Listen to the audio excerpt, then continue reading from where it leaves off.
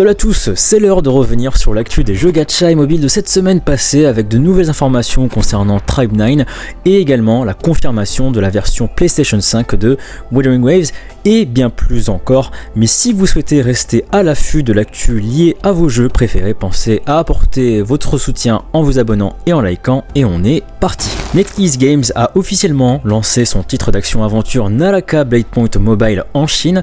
Le titre est déjà disponible sur Steam et PS5, mais la version mobile reste quelque peu différente et qui remporte d'ailleurs la première place du classement des téléchargements de plusieurs plateformes en Chine.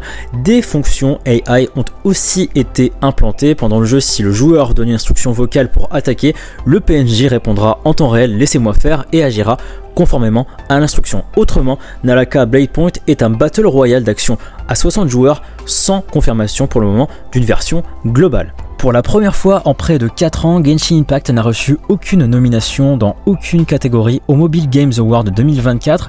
Cela marque un changement significatif dans le paysage des jeux mobiles car Genshin Impact avait été une présence constante au prix depuis sa sortie.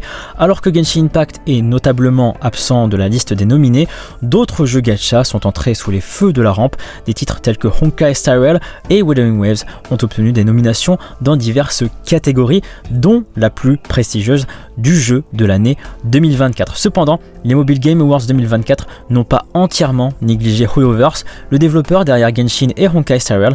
Eh bien, la société a reçu une nomination dans la catégorie des meilleurs développeurs en reconnaissant son impact continu sur l'industrie des jeux mobiles. Suite à une série de licenciements massifs au sein de l'entreprise chinoise Perfect World, le PDG et le co-PDG ont démissionné, connus pour des jeux comme Persona 5 de Phantom X, One Punch Man World ou Tower of Fantasy. La société est maintenant prête à entrer dans une nouvelle phase sous une nouvelle direction. Maintenant, est-ce que cela aura un impact sur leur nouveau projet Neverness to Everness? Nous verrons bien, mais en tout cas, ce jeu vient d'atteindre très récemment les près de 2,8 millions de préinscrits alors que le jeu est prévu pour une sortie en 2025. La date de sortie de Alterna Welt Blue Exorcist Gaiden tiré de l'anime du même nom est enfin annoncée, prévue pour une sortie à l'été 2024. Les préinscriptions quant à elles sont déjà ouvertes soit via le compte X du jeu, soit via l'App Store ou le Google Play. Le 24 juillet a été révélé que le nombre de préinscrits avait déjà atteint les 50 000 préinscrits. À rappeler que le jeu se voudra être une sorte de action RPG en monde fermé, prévu uniquement pour le marché japonais. Une excellente nouvelle pour les fans de Wuthering Waves et les propriétaires de PS5, le jeu en monde ouvert est officiellement en développement pour la dernière console de Sony. Cette confirmation du développement de la PS5 intervient avant la China Joy 2024, le plus grand salon chinois des jeux vidéo, où Wuthering Waves devrait être présent sur le stand de PlayStation. Bien qu'aucune date de sortie spécifique n'ait encore été fournie pour la version PS5, ce développement marque une expansion significative pour WuWa. Le passage au jeu sur console pourrait potentiellement présenter le jeu à un plus grand public en s'appuyant sur sa base de joueurs déjà importante.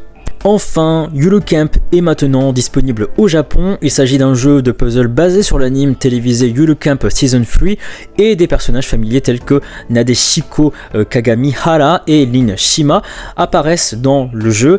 Les joueurs peuvent profiter d'un jeu de puzzle chronométré en 3 matchs dans lesquels ils devront faire correspondre et éliminer des pièces avec le même design. Come To Us a annoncé une collaboration pour Summoner's War et célèbre son 10e anniversaire, mettant en vedette le populaire animé Jujutsu Kaisen dont le coup d'envoi est prévu pour le 31 juillet. Avec un chiffre d'affaires cumulé de 3 milliards de dollars à l'échelle mondiale, Summoner's War jouit d'une grande popularité sur les marchés asiatiques et occidentaux, et dans le cadre des célébrations de son 10e anniversaire, le jeu proposera une série de collaborations majeures tout au long de l'année et diverses promotions en ligne et hors ligne. Après la sortie de Need for Speed Mobile en Chine, l'éditeur Garena s'apprête à sortir une version taïwanaise.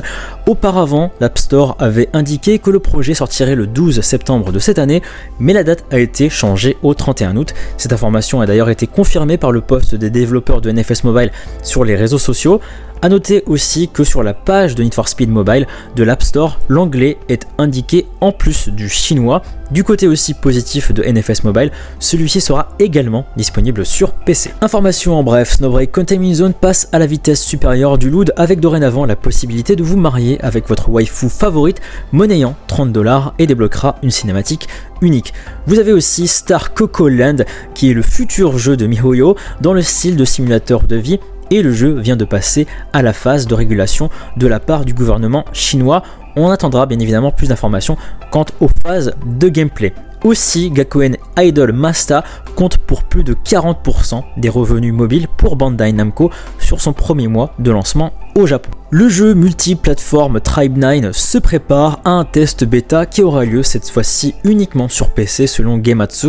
Les développeurs annonceront la liste des participants de la bêta fermée en juillet et les serveurs ouvriront du 9 au 15 août.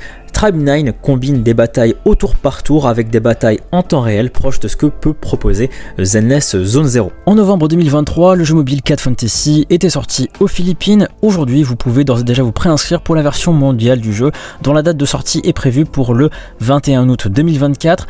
Dans le même temps, les développeurs promettent jusqu'à 1000 invocations de gacha gratuits qui très probablement devront être obtenus et gagnés à travers différents événements et que vous augmentiez votre niveau de compte. Le gameplay tourne autour de combats basés sur des cartes où les joueurs utilisent des cartes pour activer des compétences de personnages. Les développeurs de Persona 5 de Phantom X ont récemment dévoilé des mises à jour prometteuses, y compris le développement d'une version console pendant la Bilibili World, le spin-off mobile qui captive le public en Chine, à Taïwan et en Corée du Sud depuis son lancement en avril 2024 pourrait bientôt atteindre un public mondial.